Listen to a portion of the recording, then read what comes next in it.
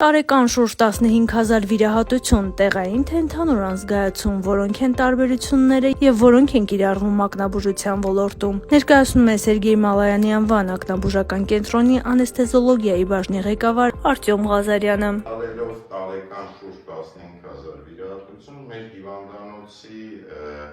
կոնցեպտը, մեր կենտրոնի կոնցեպտը այդ է, որ ամեն հիվանդ զգա իրան ուշադրության կենտրոնում, քանակի մեջ естественно որակը չկորցնենք։ Մենք հիմնվում ենք որոշման մեջ, ինչ տիպի ազգայացումով կվիրահատվի հիվանդը, զուտ վիրահատության ծավալով ու ցուցումներով, այսինքն եթե հիվանդը ունի բացարձակ հակացություն ընդհանուր ազգայացման համար, естественно ավելի նախընտրել ենք մենք տեղային ազգայացումով, որ հիվանդի կյանքը ռիսկի չմատնենք, սակայն կան վիրահատության ծավալներ, որ որոշակի հետազոտություններ ապահով ձևի անցկացնելուց հետո մենք անց ենք կացնում ընդհանուր ազգայացումով։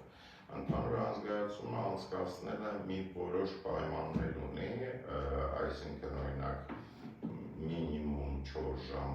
մինչև վիրահատություն պիտի սոված լինի, հիմնականում երեխաներին է դա վերաբերում, որտեղ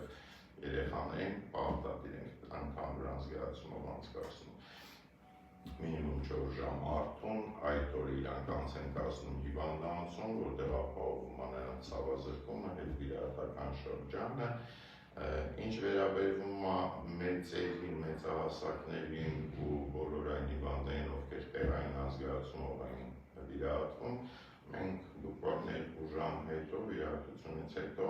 մենք կարող ենք իրանց դուրս գրել տուն, որտեղ մեր դեղորայքը, որը կարճատև ազդեցության է եւ ամբուլատոր վիրաբուժության պայմաններից մեկը հենց այդ է, որ մարդը մաքսիմալ շուտ վերադառնա իր բնականում կյանքի։ Երեխաներին կարելի է ազգայացումից առաջ։ Ընդհանուր ազգայացումից առաջ չէ, ես ասացի մինիմում 4 ժամ պետք է սոված ծարավ լինի, տեղային ազգայացման տակ գտնվող հիվանդներին, գնացող հիվանդներին ոչ մի հակացություն չկա։ Իդեպ մի բան էլ ասեմ,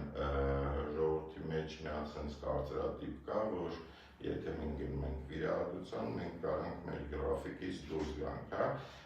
մեր մոտ օրինակ շատ տարեց հիվանդներ են գալի, որոնք ճնշում ունեն, սրտի հիվանդ են,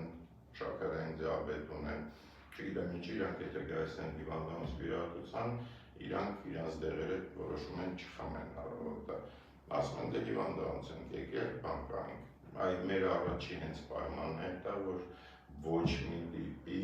ձեր գրաֆիկը չխախտեք դեղորայք են ընդունելը, ոնց որ դուք նորմալ կյանքում ապրում եք, վիրահատության գնալուց նամանավանդ այդ ցուցանիշները պետք է կորեկցիա արվի, ինչը մենք արդեն վիրահատարանում էլ շտկում ենք, հսկողության տակ ենք պահում, բայց մենք շատ ավելի հեշտ է այդ ամեն ինչը կարգավորել, եթե հիվանդ վիրահատանա, կամ կյանքով ապրում, քանց երբ որ ինքը այսինքն առանց դեղեր ստացած գալիս է վիրահատության։ Վիրահատությունից հետո ընդհանուր կամ տեղային ազգայացումից հետո ինչ զգացողություններ կարող է ունենալ մարդը, ինչի պատրաստ լինի։ Ընդհանուր ազգայացումը ունի մի շարք բարդություն կամ կողմնակի էֆեկտներ, որը կարող է հայտ գա հետ վիրահատական շրջանում, օրինակ սիրտխառնոցու փսխումը, ամբողջ աշխարհի ֆարմինդուստրիան աշխատում է հենց դրա դեմ, որ փորձեն մի դեղորայք ճարեն, որը միանշանակ կհանի, այդ ամեն ինչը, ամեն դեպքում մեր այսօրվա աշխատանքը ու իդեպ ակնաբուժությունում այս սիրտխառնոցու փսխումը ավելի արդիական է, ինչը կապված է հենց ռիֆլեքսների հետ, ոչ միայն ազգայացման հետ։ Մեր դեղորայքով, մեր կլինիկայում աշխատելով մենք հասել ենք մինիմիզացիայի նույնիսկ այդ բարդության, ինչը բավականին հեշտացնում է հետ վիրահատական փուլը եւ հիվանդի դուրս գերումը։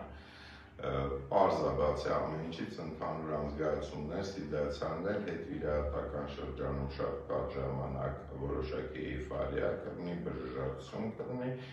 բայց էլի մենք ամբուլատոր ազգայացման բոլոր կանոնները պահպանելով հասնում ենք դրան, որ մոտակա 2-3 ժամվա ընթացքում հիվանդը կարող է վերադառնալ իր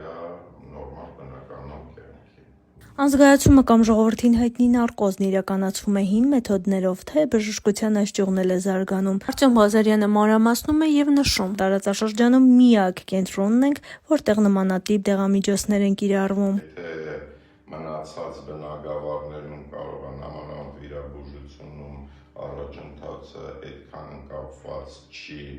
ինչ-որ նորամուծություններով կամ գործիքները պրինցիպի հիմնականում նույնն են մնում, մեր բնագավառում ամեն ինչը տարի առ տարի զարգանում է, փոխվում է, եթե այ կարծրատիպեր կային, որ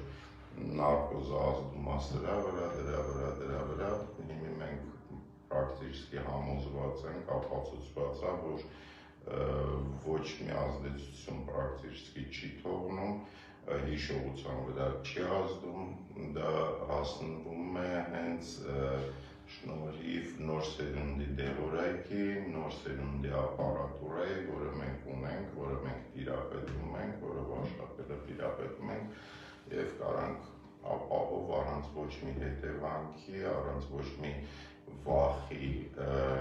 բարդությունների աշխատենք ինչը եւ անում ենք։ Այսինքն կենտրոնը հագեցած է բոլոր այդ նորագույն սարքավորումներով, որ ձեր ասած 15000 տարեկան վիրահատությունը կարողանում եք ապահովել հենց այդ ամենով։ Այո, լիովին հագեցված է բոլոր վերջի սերնդի համ դեղորայքով, համ ապարատուրայով, բաժանմունքի անձնակազմը անցնում է վերապատրաստումներ ժամանակ առ ժամանակ, մասնակցում է գիտաժողովների եւ որպես զեկուցող եւ որպես մասնակից։ Մեր բաժանմունքը Երևանի պետական բժշկական համալսարանի, պետահայրացանավան համալսարանի անեստեզիոլոգիայի ինտենսիվ թերապիայի ամբիոնի բազան է, այսինքն մենք մեր փորձով ու գիտելիքներով տարեկան մոտավորապես մոտ 200 ուսանող եւ կլինիկական օրդինատոր անցնում է մեր բաժանմունքով, մենք կիսում ենք իրանց հետ մեր փորձով եւ գիտելիքներով։